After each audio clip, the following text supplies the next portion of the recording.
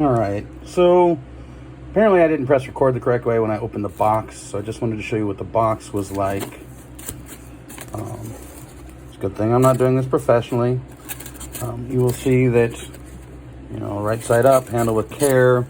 They will have this is a live animal kind of thing on it, listing what kinds are in there. They didn't list the freebie, so oftentimes when you buy a certain number of spiders or a certain amount of money, they will give you a free spider.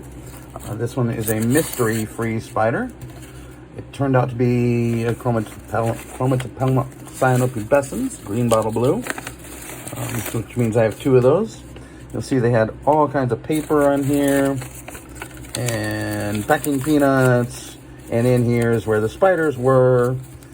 We got them all rehoused, so I'm just going to tack this on to the end and make this not a very professional video, of course, but that way you can kind of see what we went through getting the box. They are shipped FedEx only. It's overnight. It's rather expensive, but it's a live animal thing, so the FedEx knows it's a live animal. We got to get it there. I was watching my tracking this morning, and it got to Springfield, or checked in at Springfield at like 9:17, and it was on my doorstep by just after 10. It shipped out yesterday, so it's quick. They're attentive. They make sure you get your animals to you, and they don't sit in a hot truck and get cooked. So that's why it's expensive, but it is one of the only ways to get spiders when you don't have that many dealers in town. So there you go. Thank you. All right, I think we're going. Let me double check. Yep. So the first one we're going to do is the piece of Litharia Regalis, the Indian ornamental. This is actually, you'll recognize this. It was going to be for Ricochet, but Ricochet had a tough molt and didn't come out of it. Well, they came out, but then they refused to eat for 2.5 weeks, and that was enough after a molt for them to no longer be with us. These are lightning fast, so my hope is to just open this container and set it in here, kind of like in here, and let the spider come out on its own. But we'll see how that goes. They tape this closed just to keep the lid on in shipping. And this has been, every spider I've gotten shipped has been done this way. You really want that to be the case. I will show you, I've got a piece of cardboard here to cover the top. The rest is going to be a little bit of prayer. Open this up very slowly and carefully, because that spider may be right at the lip there. Okay, nope, no spider. Set that down in there. Let's see if maybe we can't. Ah, there's a spider. Way down in there. I don't know if you can see it. Way down in there. It looks like it's okay, but like I said, we're just going to leave that there. And that spider will come out when they are ready. And I'm going to call this one done, because I don't want to chase this thing all over the house or up my arm or anything like that. So we're just going to do it this way. And I expect in an hour or so, they will wander out of there. We might open this hatch and see if we can get the tongs in there, maybe encourage that paper towel out a little bit.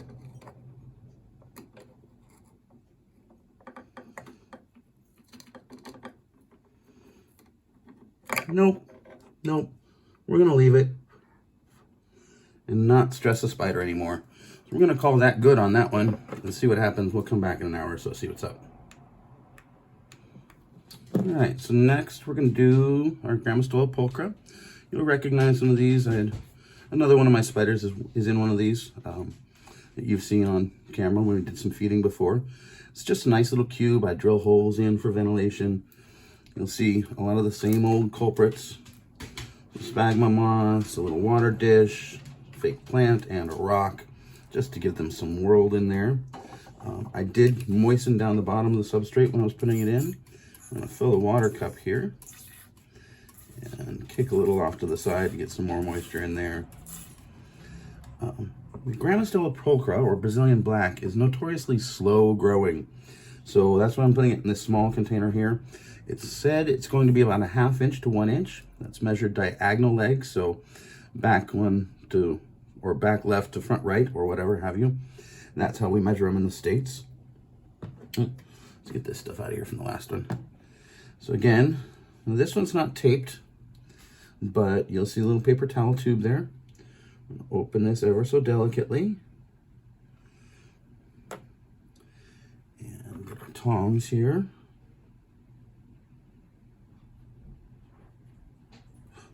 Pull out the cap. And little itty bitty spider in there. Boy, that's smaller than the 1/2 inch I would have measured, but it is what it is. So we're gonna use our paintbrush and try and get in there and coax them out. No, really, you wanna live in a bigger space. You don't wanna live in this little thing, trust me. This is no good. Boy, they did a good job moistening these towels down. They're pretty damp. And they do that just to keep the spider hydrated while it's moving, or while it's being shipped. So, see if we can't just slowly unroll this thing.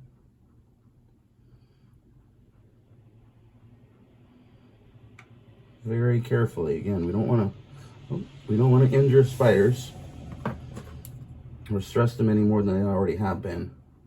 Boy, I'm glad I went with this small enclosure, because they're tiny. There they go. There they go.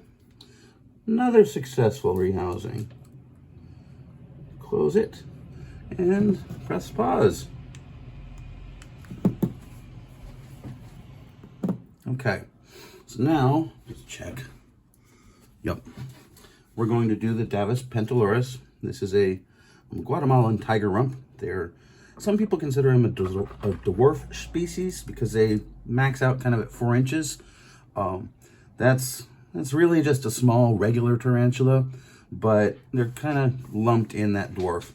Real dwarfs will be like 2-3 inches when they're full size. So these are a little bit bigger. They're really pretty. They have stripy bums. This one, and I misspoke on the last one. The Regalis Pulchra was supposed to be 1/2 inch to 0.75 inches. So that's probably closer to what I thought. This, you know, looking at the size of this container, I don't know. We're gonna see, but this may be too big for our spider.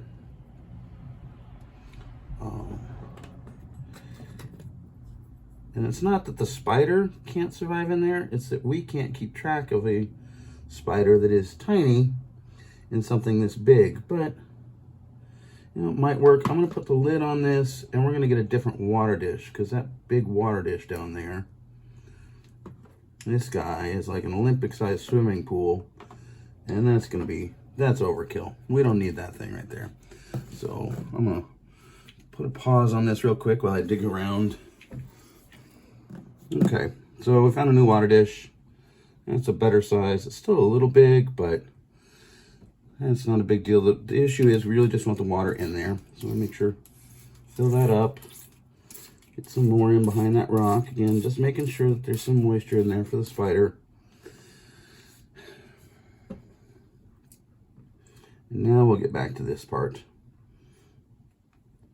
Now, this is a old or a new world. So urticating hairs, those itchy hairs on their bums that they can flick at you, but traditionally a little bit slower and not as medically significant bites should you ever get bitten. Again, we've discussed there's no reason to get bitten. Shouldn't have to happen. Let's see if we can pull this out of here too. Again, very damp towels on the side there. Sticky, sticky. Oh, here, and they're starting to come out for us. I think this house might be decent. It's going to be a little bit big for a while, so a little hard for me to find them, but shouldn't be too bad.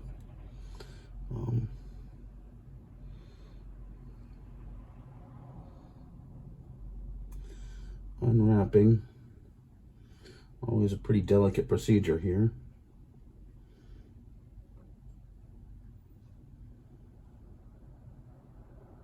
There they are. Look at all those colors. Really pretty little beasts. I'm just going to coax them, there, come on, into their new home. Oh, and they shot right down underneath. Smegma moss right in there. This is why the large containers can be a little difficult, because I'm going to have to really look for them for a while. Make sure they can find their food and such. But it should work out all right. I'm not concerned. And we're going to put a lid on this one. The other thing I forgot to show you about the last one was it is a smart idea to take these labels and put them on the container so that you know what spider's what later. Eventually I will make labels. They get all the information I give you, so that if you ever end up taking care of them, you get their scientific name, you get their common name, and if I give them a name, you get that as well, so you can identify who everybody is when you're working them, if you ever should. Hopefully you shouldn't have to. I should be around for all these little guys. But there's that one. That's 3. All right, we're going to use this kind of cage or container again, just looking at the size of that spider container. These are, again, those clear little boxes I drill the holes in for ventilation. On the back of these, where the hinge is a little gap. Here. You can see right there. And I covered it with tape, as you can see here, because anything a spider can get their carapace through, they can get the rest of themselves through. And so we just don't want them crawling out that and disappearing on us. Got a little piece of tape here that I use just kind of make sure that the hatch stays closed. I'll throw a few things in here. Let's see, some familiar culprits, like a little piece of bark for wood or for a hide, some plants for anchor points, a rock, and a water dish.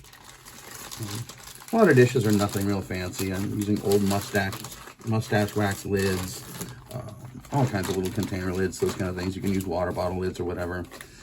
Here's our Biodude Terra Arena. This is our dirt or substrate that we like. Expensive dirt. Put some down in there. So I don't know if you remember what the last time we were talking about these, but they're considered semi-arboreal. And a lot of people don't love that title because they're technically a terrestrial spider, but they like to climb up and live up high sometimes. And the one that we did the rehousing on not that long ago has decided that it lives at the top of its enclosure. So we want to make sure we have plenty of plant area and stuff for them to climb up on. So you get our dirt in there. Our cool, this is a nice little rock. My friend Lauren gave me this.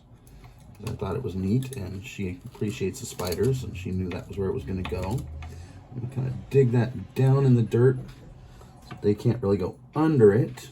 You don't want them to dig under a rock, because the rock can then, of course, fall, and you've got smushed spider, or at least very unhappy spider. I'm going to try and bend the stem on this so that it can kind of anchor down in here a little bit underneath some of that dirt. There we go. And see if we can't talk it into going where we want it. I don't really want it to spring up out of the enclosure when I open the enclosure. So I kind of want it bent down. There we go. That might work. We get our water dish. Well, not a water dish quite yet. We'll just put a little bit more dirt in there. And these are known to be a pretty arid species. They don't like a ton of moisture. So we're not going to moisten it down too much. Come on, plants.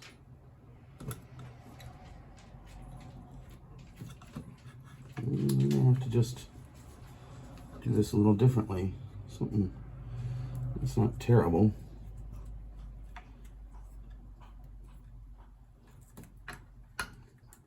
Come on, plants, cooperate. There we go. That's not bad. Well, that's okay. And our little hidey in here. Kind of bury that down in the corner too, just in case they want to go in there. Make a little starter there. hole and get our water dish. This water dish is too big, but it's kind of the only one I had. I don't buy many bottled waters or things like that, so I don't get much of those. So water in the water dish, a little water in the substrate, just to make some ambient moisture. Again, this is why I like the rocks, because I can kind of spray in behind the rocks. Allows the water to get down into the bottom layers there. So that the top is dry, so the spider's not all fiddly futsy and angry about that. But the bottom has moisture so that they don't dehydrate. That's our plan. This guy put away. And a little sprinkle of smegma moss. This is not the fancy boutique stuff. This is the cheaper pet store stuff. A lot more dry, but it makes the flooring look good, and this helps retain moisture as well. So we're just going to break some of this apart and scatter a little bit in there, here and there. Spiders will often use this for building. It's lightweight, they can carry it around. Don't be fooled, they can carry around bigger things than you would expect. And bag rattling, I bet that sounds great. Okay, so we've got an enclosure and an unruly plant. Good golly, you. It'll learn. Just get this swept to the side there, because we're going to just go straight into opening this little bugger.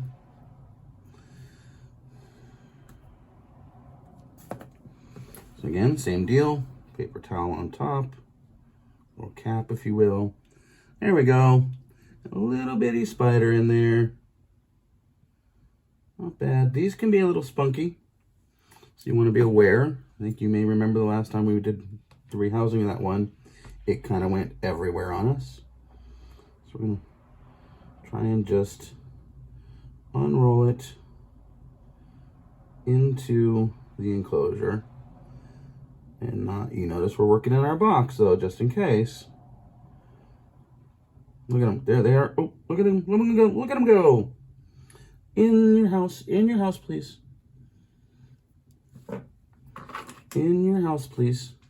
Go on, you cute little thing. All right, see how it's got its front legs up like that? It's called a threat posture or a threat pose. It's making themselves look big and showing their fangs off. But, oh, come on, all the way down. All the way, no. Down. There you go. There we go. And third successful rehouse. Fourth. That's all four of them. That went really fast. I'm getting much better at this. Pull our label off. Put it on there. And maybe, just maybe, you can, I don't know if you can see, but there's a little spider right there. Yay! We did it! And that's how rehousing should go. Quick and easy. Simple, no escapes. That's what we like. Thanks for watching, folks. So after putting all the spiders in their homes, we actually took that little bitty Gramistola pulchra right there and moved them into a much smaller enclosure. You can see that one there. And here's the one that I had to put them in initially. It's so tiny. It's so tiny. So, you know, Acme was that small when I got them, and they're almost 2 inches across or something like that now, so they'll get there. But they would just be lost in swimming, and I could barely see them in that bigger enclosure. So we just did really simple. You can see dirt. Notice the Lego in the corner there, so that's the water dish. And just some smegma moss. That's the way we're going to do it now. It should be a little bit better for me and the ability to find the spider, and the spider's ability to find food. So just want to kind of update what's going on with that one. I am going to show you here because they're settling in. Now it's upside down, but Cyaneopubescens, green bottle blue.